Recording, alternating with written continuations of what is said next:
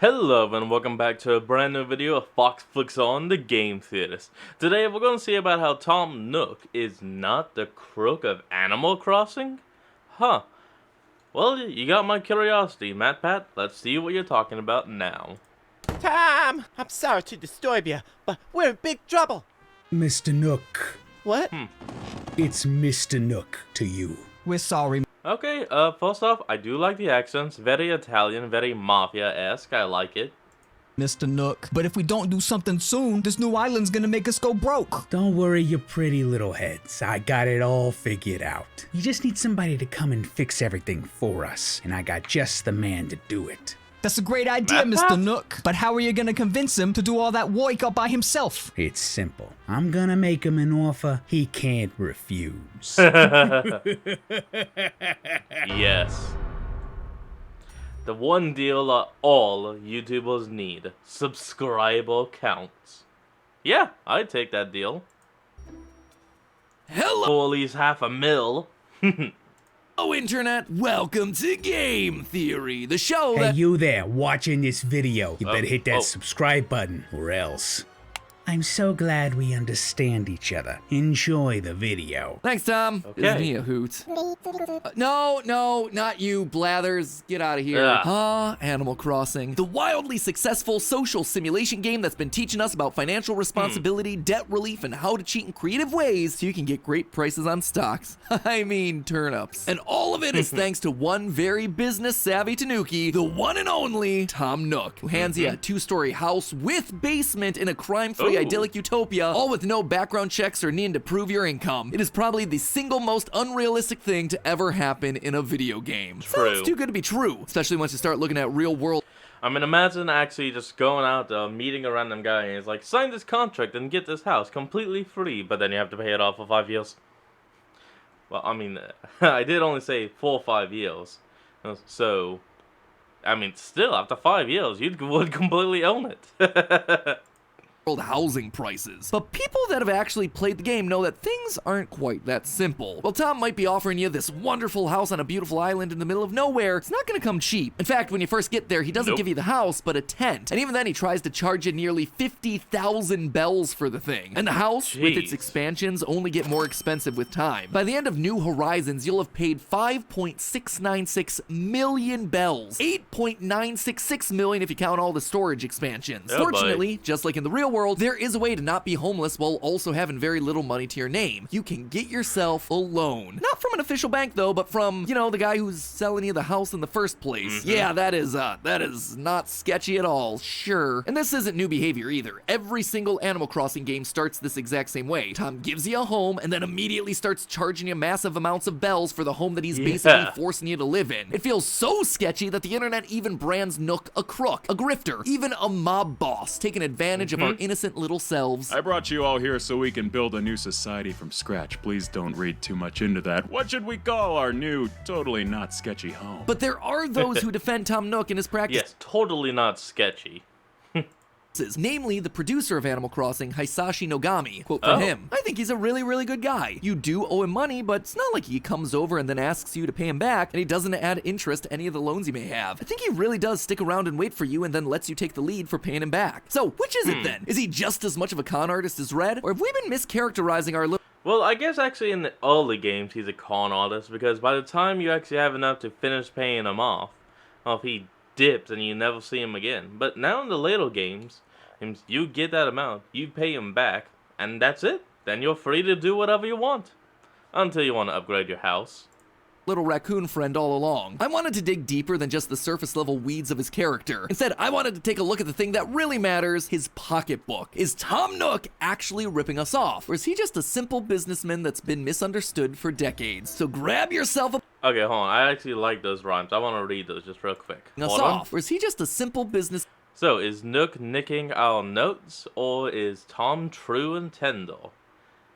I don't think I read those right, but let's just That's continue been on and not misunderstood drag for this out. decades. So grab yourself a bug net, loyal theorists. It's time we catch ourselves the truth. Let's just start off with the obvious Yes. question. How much is this house that Tom Nook is so generously offering us really worth? Well, houses in Animal Crossing work on a grid system, which allows for easy placement of items. The main room of your house, when Okay. fully upgraded, is an 8x8 grid, with the 3 side rooms being 6x6, and then the basement and second floor are both 10x6. Do not ask me how a house that's only 5x4 from the outside fits a total of 292 grid squares inside of it. I don't know, maybe Tom Nook is secretly a Time Lord using TARDIS technology. But the crucial part of this is figuring out the size of one grid square. A lot of people online, including an actual mortgage comparison site from the UK, made the assumption that each grid square is 1 meter by 1 meter, or 3.3 feet by 3.3 feet. This would mean that our ground floor alone is 64 square meters, which is pretty darn impressive. That said, it would also mean that all the doorways in our house, which are the width of 2 grid squares, are 2 meters or 6.6 feet wide. Given the fact that average doors in the US are only 3 feet wide, or just under 1 meter, either the characters in this game are dummy thick, or the math might be a little off. So I started to look around for items that might help me get a sense of scale. Maybe. And fortunately, there are a couple of items that literally have the measurements in their names. There are 2 50-inch TVs available for purchase. Now, a 50-inch TV is not actually 50 inches wide. The 50 inches actually refers to its diagonal length, so they actually wind up being 44 inches wide or 111 centimeters. But regardless, this gives us something definitive in the world that we can use to figure out the size of the rooms. I was able to determine that this 50-inch TV is actually the same width as the doorway, 2 grid squares. So 1 grid square is therefore 22 inches by 22 inches. That makes the 8x8 ground floor 30,976 square inches, or in much more useful measurements, 215 square feet or 20 square meters. If you get going and calculate every room in the house, you're gonna be getting yourself a total. That actually doesn't sound too bad.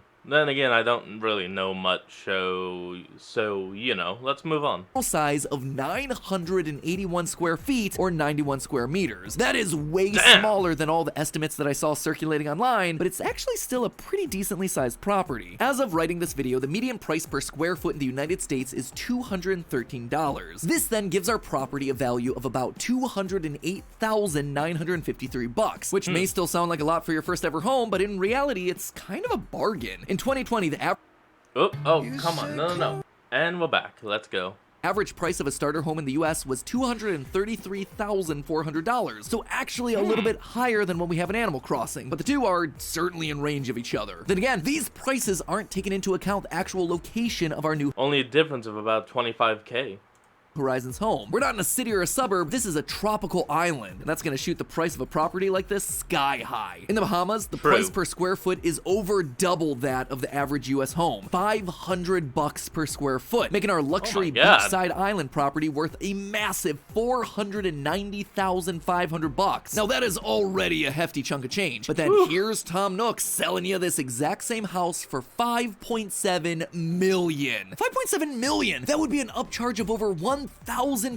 That is ridiculous. He flew us out here to a deserted island and then traps us here with no choice but to pay his insane prices just so we can have a roof over our heads. Except that's not the full story. 5.7 million sounds like a lot of money for sure, especially when the easiest thing you can sell is the local fruit that only goes for 100 each. But that's not talking about dollars, that's in Tom Nook's currency of bells. Yep, 5 million bells. So now we gotta find the conversion rate of bells to US dollars, which probably is gonna be difficult as this is a fictional currency. Like, even I don't know what the hell you do first. bells. 5.7 million US dollars would be a lot of money for us to spend on a house like this. But if bells are more equal to, say, Indian rupees, suddenly 5.7 million only costs us around $69,000. Nice. Still a decent amount of money, but far less than the original 5.7 million, and a fantastic price to pay for a $500,000 house. So what then is the real world value of Animal Crossing bells? The real issue with solving this here is that it's hard to figure out the real world value of items when they're generic and unbranded. The values just wind up being all over the place. There's an acoustic guitar, for instance, that sells for 3,210 bells, but out in the real world, an acoustic guitar can sell for as little as $30 or as high as 5,000. The range is just too high to get a definitive answer on. But just like trying to find an item with measurements, I wasn't deterred. I went through every single item to see if any of them were clearly branded with real world brands, until I came across one very specific item. The only branded product in the game. The Nintendo Switch. all because Nintendo couldn't resist giving themselves a little bit of self-promo. In the store, I found the Nintendo Switch, an item with a set cost by Nintendo. In-game, it costs 29,980 bells, and while I could just immediately compare that to the cost of the Switch upon its release in the US, $300, figured it was probably wise to check out what it cost. Whoa, wait. That would actually make a whole lot of sense then. And if the Switch on release was $300, and so you just moved the decimal point forward 2, then that would mean that the Switch in the game would be 300.80 bells. Boom! That's what you do. Nice job, MatPat. You found 2 items, and that was literally it. Just move the decimal point forward 2 times, and there you go. That would have been it. That would have been it. Oh, then that means that the bells are technically like Korean won. I read a lot of comics that take place in Korea. In Japan, provided that that was where this game was made. And wouldn't you know it, the original Switch was sold in Japan for exactly 29,980 yen. I revoke everything I just said. I revoke it.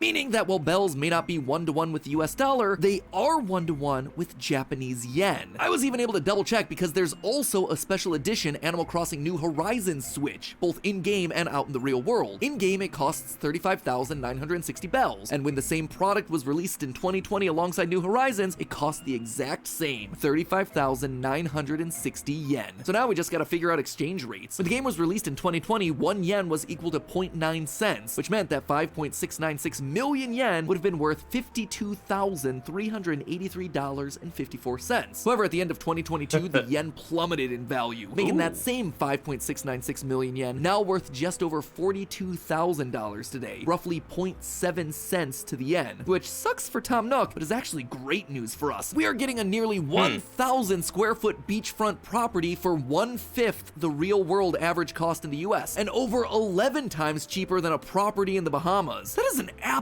steal. But maybe this is just part of a bigger scam. New Horizons isn't the first time that people have questioned Tom Nook's sales tactics. Maybe he caught on to public perception and decided to take a loss this time so that people would get off his back. I see you, Tom Nook. You're not going to escape my net of justice. In the year 2000, the average home in the US cost $211,000, and in 2020, their average rose to $383,000. That's an 82% inflation increase, which is just wild to think about. In only 20 years, property prices have gone up by an average of $172,000. No wonder no one can afford to buy houses anymore. Sad realities aside, this does give us a baseline to work with. The original Animal Crossing for the GameCube was released back in 2001. In that original game, there were no side rooms, so we only needed to count the first, second, and basement floors in the New Horizons house, therefore costing us 4,042,000 bells. So if you work backwards using the real-world inflation rate of 82%, the original house should cost you around 2,221,000 bells, and if it's any more than that, well then Tom Nook is definitely taking us for a ride. But then I looked at the price, and I was shocked. The final house in the original Animal Crossing only costs you 1,413,600 bells. That is 800,000 bells less than Tom Nook should have been charging. He was giving us awesome deals back then too in the original game. Tom Nook is either an idiot, or he's not really a crook after all. A house of this size in the US costs around $200,000 to build. That's not including import costs of materials due to it being on an island. That's one of the reasons why Hawaii has the highest costs of living of all the 50 states. And to top it off, if you speak to him in 2015's Happy Home Designer, you'll find some dialogue where he tells you this. I personally donate over 90% of my earned bells to an orphanage 3 towns over. What little profit he's making off of you, he's then donating most of that too. He's barely making pennies off of us. He's not a crook, he's a saint. Maybe this is a lesson for all of us to stop overthinking. Just because something seems too good to be true doesn't mean the other shoe is gonna drop. Rather than spending all of our time worrying about Tom Nook's scheme, maybe we just sit back, enjoy our— Wait, now here's the real question though.